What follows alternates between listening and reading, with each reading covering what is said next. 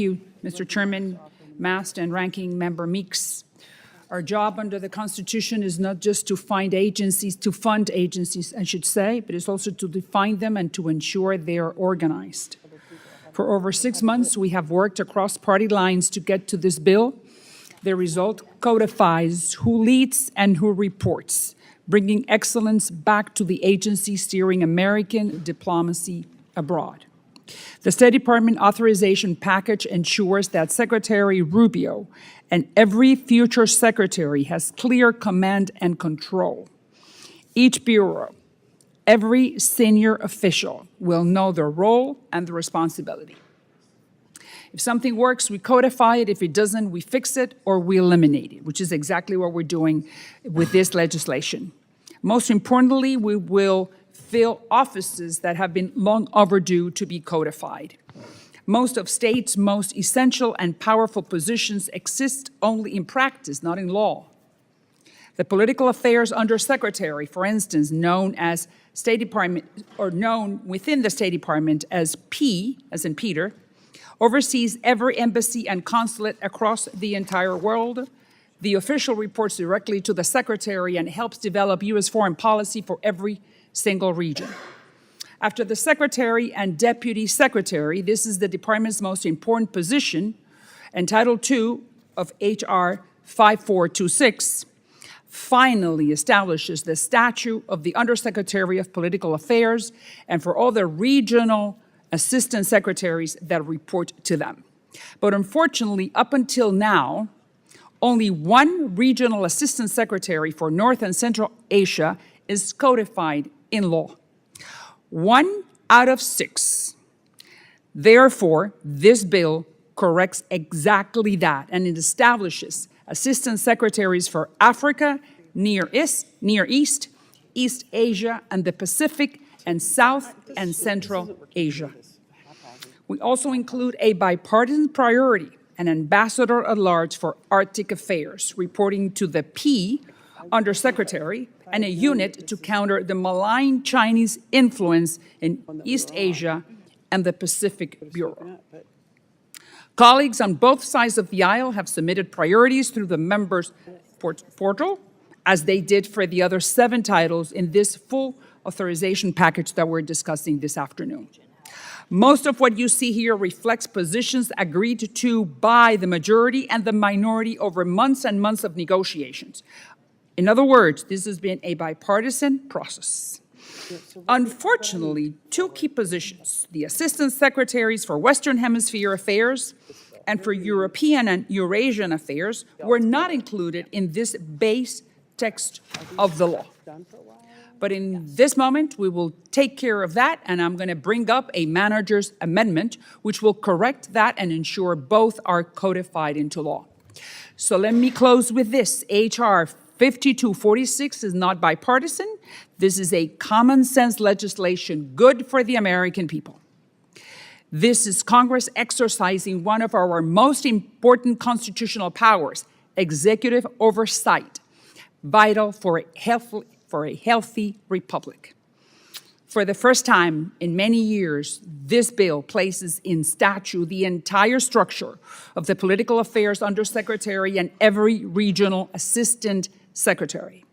This is critical to ensure that the State Department has structure, accountability, and transparency, no matter who sits in the Oval Office. I urge all members to support this bill, support accountability, and America's ability to conduct foreign policy with one clear voice. It's essential. With that, I recognize any member who wishes to speak on this title before moving to the amendment debate. Do you yield back? Gentlelady yields I yield back. Is there any further discussion?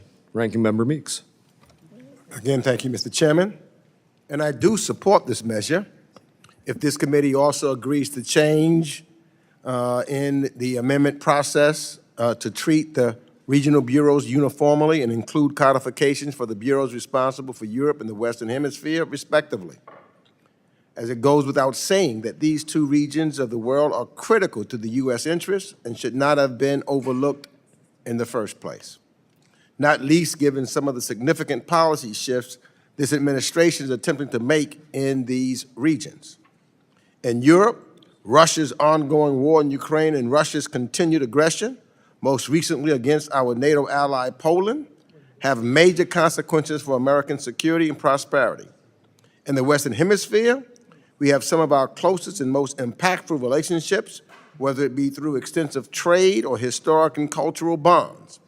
And just this week, the Trump administration again struck a boat off the coast of Venezuela without congressional authorization, underscoring the need for this committee to engage so that the way we fight transnational crime in our own hemisphere doesn't violate international law or put us at risk of a full-blown conflict.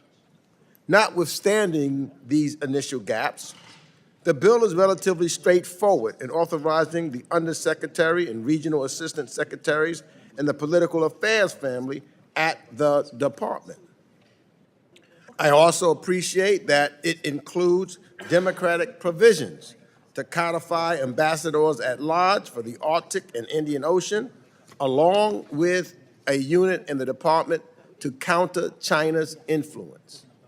I look forward to improving this bill through the amendment process. This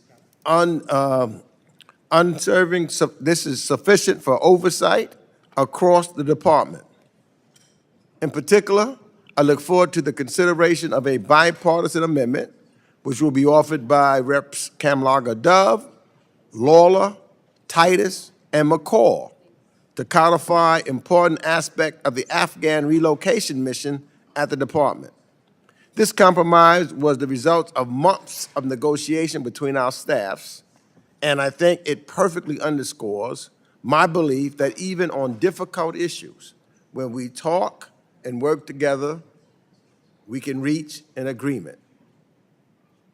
With that, I yield back the balance of my time. Ranking member yields back. Is there any further discussion? Representative Kim. Thank you, Chairman. And I support this bill led by my colleague, Representative Salazar. This bill codifies the Assistant Secretary for East Asia and the Pacific. And as chairwoman of the Subcommittee on East Asia and the Pacific, it is crucial that we have an Assistant Secretary in place to represent the interests of the United States in the Indo-Pacific region. This bill is timely as President Trump's appointee to be the Assistant Secretary for the East Asia and the Pacific Bureau, Michael DeSombre, is going through the Senate Foreign Relations Committee this morning to hopefully be confirmed this week. Additionally, this bill codifies both the Countering PRC Influence Fund, an annual $400 million appropriation for the State Department to fund projects that deny, degrade, and deter the CCP's malign influence abroad. I applaud my colleague, Representative Barr, for also creating a CPIF unit to ensure proper monitoring and evaluation of CPIF funds and the U.S. tax dollars to ensure proper congressional oversight of this fund. Thank you, and I yield back. Representative yields back. Any further discussion? Seeing none. Being no further discussion of the bill, the committee will move to consideration of amendments. Does any member wish to offer an amendment? Representative Salazar. So the manager's amendment that I'm planning to, The clerk shall distribute the amendment, and the clerk shall report the amendment. Amendment to H.R. 5246, offered by Ms. Salazar of Florida. Without objection, further reading of the amendment is dispensed with, and the representative is recognized for 5 minutes. all right, this manager's amendment fills out the missing pieces of the base text that I was talking previously. It establishes the Assistant Secretary for Western Hemisphere Affairs and the Assistant Secretary for European and Eurasian Affairs. Frankly, these two provisions should have been in the base text from the beginning, because we do need an Assistant Secretary to lead on Western Hemisphere issues. The Western Hemisphere is so critically important to the United States national security stopping the drug cartels, countering the oppressive, tyrannical regimes in Cuba, Venezuela, and Nicaragua, promoting U.S. business in the region. All these issues need a point person within the Department of State who can advise the Secretary and help lead U.S. foreign policy with our Latin American and Caribbean neighbors. This amendment authorizes for the first time in statute this very, very important position. If we're going to authorize positions at the State Department, we should write down the responsibilities. This is why my amendment not only establishes each regional bureau, but assigns responsibilities to each regional assistant secretary. It gives them their job description so they do not create any type of confusion. This is the only way Congress and this committee can exercise their power oversight correctly. Thank you, Mr. Chairman, and I yield back.